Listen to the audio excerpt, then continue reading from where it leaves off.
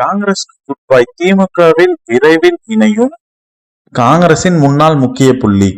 அனைவருக்கும் வணக்கம். காங்கிரஸ்க்கு குட் பை, திமுகவில் விரைவில் இணையும் செல்வ பெருந்தகை. தாமதமாவது ஏன் என்று தெரியுமா? இப்போ பார்ப்போம்.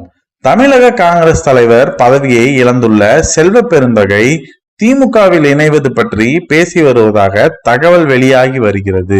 கடந்த சில வாரங்களாகவே இந்த பேச்சுவார்த்தை நடந்து வரும் நிலையில் செல்வ பெருந்தகை கட்சியில் இணைவது தாமதமாவதின் பின்னணி குறித்து பரபரப்பான தகவல்கள் வெளியாகி உள்ளன. தமிழக காங்கிரஸ் தலைவராக இருந்தவர் செல்வ பெருந்தகை. இவர் 2024 ஆண்டு முதல் கடந்த 8ஆம் தேதி வரை செல்வ பெருந்தகை காங்கிரஸ் தலைவராக இருந்தார்.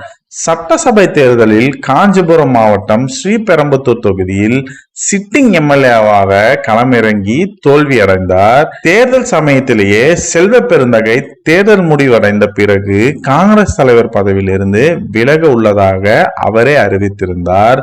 அதன்படி செல்வ பெருந்தகைக்கு பதில் விருதுநகர் எம்பி மாணிக்கம் தாகூர் தமிழ்நாடு காங்கிரஸ் தலைவராக நியமனம் செய்யப்பட்டுள்ளார். இந்நிலையில் தற்போது புதிய தகவல் ஒன்று வெளியாகியுள்ளது. செல்வ பெருந்தகை காங்கிரஸ் கட்சியிலிருந்து விலகி விரைவில் திமுகவில் இணைய உள்ளதாக தகவல்கள் வெளியாகியுள்ளது.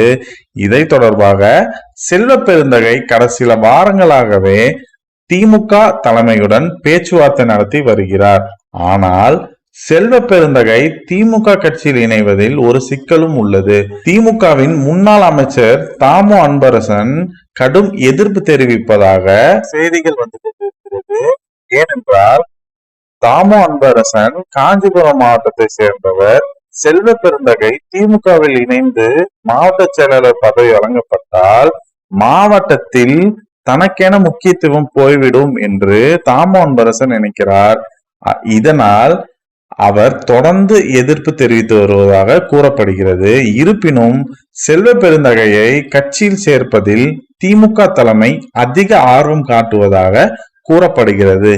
ஏனென்றால் சட்டசபை தேர்தலுக்கு பிறகு தாவேகாவுடன் காங்கிரஸ் கட்சி கூட்டணியில் இணைந்து 2 அமைச்சர் பதவிகளை கைப்பற்றியதில் திமுகவுக்கு உடன்பாடு இல்லை. காங்கிரஸ் கட்சியை துரோகி என்று திமுகவினர் விமர்சனம் செய்து வருகின்றனர்.